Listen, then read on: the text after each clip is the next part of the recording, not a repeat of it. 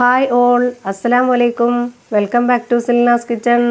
ഇന്നത്തെ റെസിപ്പി ഒരു അടിപൊളി ടേസ്റ്റിലുള്ള ഒരു മുറുക്കിൻ്റെ റെസിപ്പിയാണ്. വളരെ സിമ്പിളായിട്ട് പെട്ടെന്ന് തന്നെ തയ്യാറാക്കിയെടുക്കാൻ പറ്റിയ നല്ല ടേസ്റ്റി ആയിട്ടുള്ള ഒരു അരിമുറുക്കിൻ്റെ റെസിപ്പിയാണ്.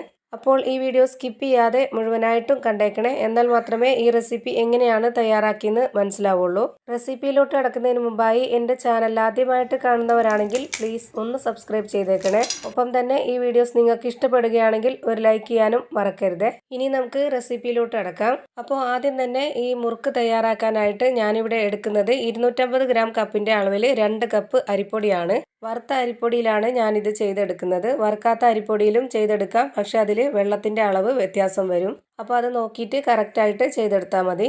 ഞാനിപ്പോൾ ഈ ഒരു ബൗളിലേക്ക് 2 കപ്പ് അരിപ്പൊടിയും ഇട്ട് കൊടുത്തിട്ടുണ്ട്. ഇനി ഇതിലേക്കൊരു അരക്കപ്പ് അളവിൽ കടലമാവ് കൂടി ചേർത്ത് കൊടുക്കുന്നുണ്ട്. സാധാരണ നമ്മൾ അരിപ്പൊടി വെച്ചിട്ട് മുറുക്ക് തയ്യാറാക്കി എടുക്കുമ്പോൾ അതിലേക്ക് ഉഴുന്നുപരിപ്പും കടലപ്പരിപ്പും ചേർത്ത് കൊടുക്കുന്നുണ്ട്. ഞാനിപ്പോൾ ഇവിടെ അരിപ്പൊടിയും കടലമാവും ചേർത്ത് കൊടുത്തിട്ടാണ് ഈ ഒരു മുറുക്ക് തയ്യാറാക്കി എടുക്കുന്നത്. ഇങ്ങനെ ഉണ്ടാക്കിയെടുക്കുമ്പോഴും നല്ല ടേസ്റ്റാണ് കഴിക്കാൻ. ഇനി ഇതിലേക്ക് ഒരു നുള്ള് കായം പൊടി ചേർത്ത് കൊടുക്കാം. ഇനി അടുത്തതായിട്ട് ഇതുപോലൊരു സ്പൂണിൽ 1 സ്പൂൺ മുളക് പൊടിയാണ് ചേർത്ത് കൊടുക്കുന്നത്. എരിവൊക്കെ ഓരോരുത്തരുടെ ഇഷ്ടാനുസരണം കൂട്ടിയും കുറച്ചൊക്കെ ചേർത്ത് കൊടുക്കാം. ഇനി ഇതിലേക്ക് ആവശ്യത്തിനുള്ള ഉപ്പിട്ട് കൊടുക്കാം.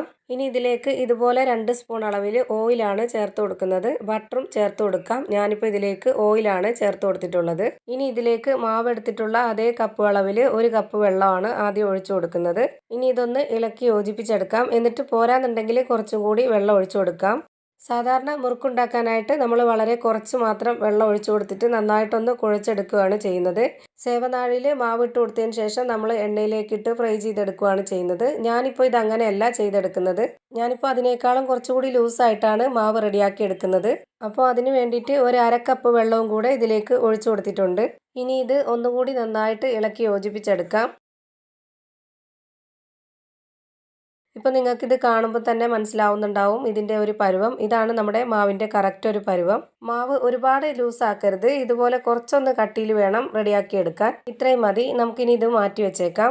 ഇനി ഞാൻ മുറുക്ക് തയ്യാറാക്കി എടുക്കുന്നത് ഒരു പൈപ്പിൻ ബാഗും ഇതുപോലെ നോസിൽസും വെച്ചിട്ടാണ്. കേക്കിലൊക്കെ ഡിസൈൻ ചെയ്യാനായിട്ട് എടുക്കുന്ന ആ ഒരു നോസിൽസ് ആണ് എടുത്തിട്ടുള്ളത്. ഈ ഒരു ഷേപ്പിലുള്ളതാണ് ഞാനിപ്പോൾ എടുത്തിട്ടുള്ളത്. ഇനി ഈ പൈപ്പിൻ ബാഗിൻ്റെ അറ്റത്തൊന്ന് കട്ട് ചെയ്ത് കൊടുക്കാം. കുറച്ച് മേളിലായിട്ടാണ് ഞാൻ കട്ട് ചെയ്ത് കൊടുത്തിട്ടുള്ളത്.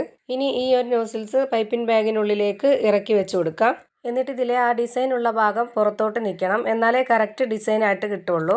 ഇനി മാവ് ഇതിലേക്ക് നിറച്ചു കൊടുത്തതിന് ശേഷം ചൂടായ എണ്ണയിലേക്ക് ഇതുപോലൊന്ന് ചുറ്റിച്ചു കൊടുക്കാം. ഇത്രയേ ഉള്ളൂ പണി. വളരെ പെട്ടെന്ന് തന്നെ റെഡിയായി കിട്ടും. ഇനി ഇതൊന്ന് വെന്ത് വരട്ടെ. ഇപ്പോൾ ഇതിൻ്റെ ഒരു സൈഡ് വെന്ത് കിട്ടിയിട്ടുണ്ട്. ഇനി നമുക്കിത് തിരിച്ചിട്ട് കൊടുക്കാം. ഇപ്പോൾ ഇതെല്ലാം തിരിച്ചിട്ട് കൊടുത്തിട്ടുണ്ട്. ഇനി ഇതിൻ്റെ ഈ ഒരു ഭാഗം കൂടെ ഒന്ന് വെന്ത് വരട്ടെ. ഇപ്പോൾ ദാ നമ്മുടെ നല്ല ക്രിസ്പി ആയിട്ടുള്ള അരിമുറുക്ക് തയ്യാറായി കിട്ടിയിട്ടുണ്ട്. ഇത് നമുക്കിനി എണ്ണയിൽ നിന്ന് കോരി മാറ്റാം. അപ്പോൾ ഇത്രയേ ഉള്ളൂ. വളരെ സിമ്പിളാണ് ചെയ്തെടുക്കാനായിട്ട്. നല്ല ടേസ്റ്റി ആയിട്ടുള്ള ഒരു അടിപൊളി അരിമുറുക്കിൻ്റെ റെസിപ്പിയാണ്. തീർച്ചയായിട്ടും നിങ്ങൾ ഇതുപോലൊന്ന് ഒരു തവണയെങ്കിലും ഒന്ന് ട്രൈ ചെയ്ത് നോക്കണം.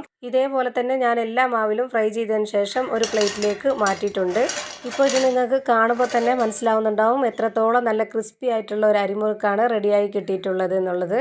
അപ്പോൾ ഇത്രയേ ഉള്ളൂ ഇന്നത്തെ റെസിപ്പി ഇഷ്ടമായാൽ ലൈക്ക് ചെയ്യാനും കമൻറ്റ് ചെയ്യാനും ഷെയർ ചെയ്യാനും മറക്കരുത്. അതുപോലെ തന്നെ ഞാനിടുന്ന പുതിയ വീഡിയോസ് നോട്ടിഫിക്കേഷനായിട്ട് കിട്ടുന്നതിന് വേണ്ടി സബ്സ്ക്രൈബ് ചെയ്ത് ബെല്ലൈക്കൺ അമർത്തി അതിൽ ഓൾ എന്ന ഓപ്ഷൻ എനേബിൾ ചെയ്ത് കൊടുക്കാനും മറക്കരുത്. പുതിയൊരു വീഡിയോയുമായി വീണ്ടും വരും. Thank you for watching.